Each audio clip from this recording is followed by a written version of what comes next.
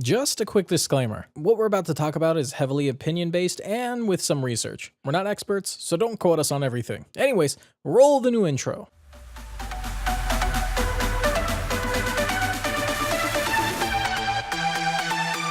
So Cobra Kai is a new one. I hear it's actually the best one that they currently have. Cobra Kai is completely just like celebrities from the original Karate Kid and then some up-and-comers. But like everything else, like I don't recognize any of these people, and I watch YouTube every single day. So Hyperlinked looks like a Disney show, and I don't recognize any of these people. It must be for a younger demographic.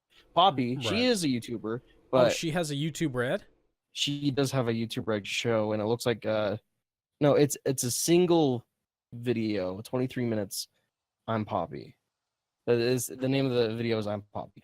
But I was gonna say there's not Dan and Phil, yeah, there's not much there for that video for Poppy. But Dan and Phil has two different shows. I don't know who F2 is, but this is Finding Football. F2, Finding Football, about soccer.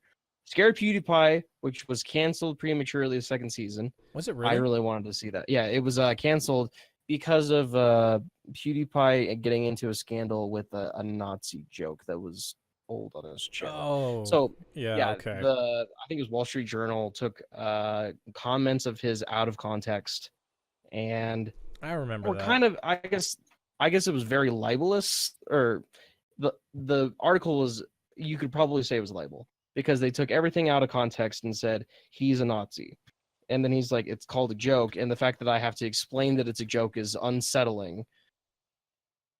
Like, and then Disney, which owns Maker Studio, dropped PewDiePie and the show that they were producing, Scary PewDiePie Season 2. And apparently it was going to be pretty good. Jingle Ballin', like I'm looking at all these are looking pretty old. That's Liza Koshy. She is a Vine star who became a YouTuber, but she's kind of a YouTuber, so that's one more for YouTube. But Step Up High Water, I don't think any of these people are YouTubers. I could be wrong, but it doesn't look like it. Demi Lovato has a show. No, it's a movie. Simply Complicated, 1 hour and 28 minutes. The Game Grumps have a show, which is, I thought it was okay. Dan Harmon, who is one of the creators of Rick and Morty, wrote it, or I think he directed it, but didn't specifically write all of it. It was okay, and it had moments that were good, but it wasn't great. Yeah. Another Dan TDM show. A Logan Paul show. Oh my god. Well, that doesn't surprise me. That's an older one. Prank Academy. Okay, so it's looking like the farther back I go, the more of it is YouTube stuff. But like they're kind of distancing themselves from YouTube, like the YouTube stars. Because apparently, again, I don't remember where I'm hearing this, right? So this is totally out in the air, and it's don't quote me on a lot of this. It's because no one really likes the content that's coming out from those YouTubers. Because the way I understood it is that the platform was there so that you could pay someone for actually making like small-time production, right? So you would put some money into your production more than, like a shaky cam you filming in the bathroom or on the street. You would set up a studio. And I think that was the case for when it was first starting up. But then, now, as you just kind of confirmed with the, I don't know, the 45 lists, you were just reading off. I know it wasn't that many, but still, I don't know who half of those people are, other than obviously the big top-time celebrities. A few YouTubers that, like the Dan and Phil guy. Logan Paul, which is very, I think everybody can agree at this point, it's kind of low quality, low effort content. Yeah, I don't own YouTube Red, so I've never seen any of his content on YouTube Red, but I couldn't imagine it's any different. Let me explain to you what Logan Paul is to somebody who doesn't really understand Logan Paul. So, you remember Vine, right? Yep. Vine was cool. Well, Vine dies. Yep. And then they're like, well, we could probably make money on YouTube. So they decide to, he starts a vlog.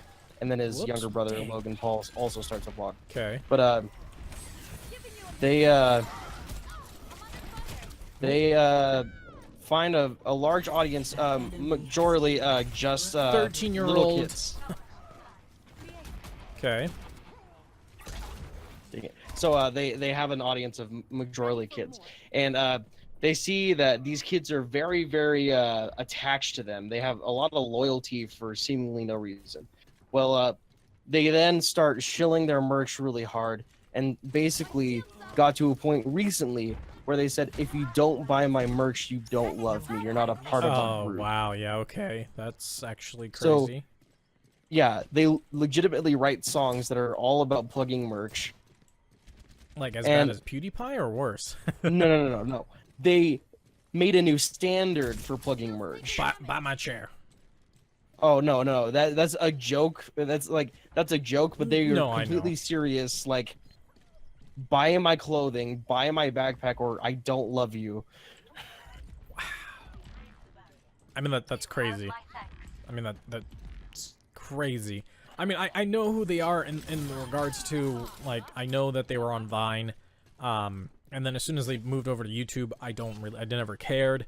I didn't watch any of the videos. I still haven't watched any of the videos. The only reason why I know who they are is because of all the current events that they're constantly coming up in, because of all the problems they're causing.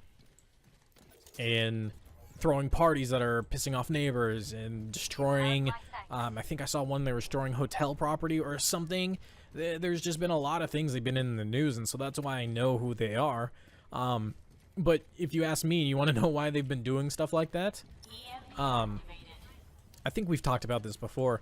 In YouTube's algorithm, right? You remember how it was constantly changing throughout the years? Well, now the new one is if it's in the news, right? So if the big major news outlets cover a story, YouTube's algorithm is like, oh, hey, this must be important if the news is covering it, right? So Yeah. the second that any of their videos are hyperlinked in any of the major news sites, it starts pushing it to the front of the queue. Because it's like, hey, you know, this must be important, even if it's stupid news, right? Or a trash article just to get people onto that website.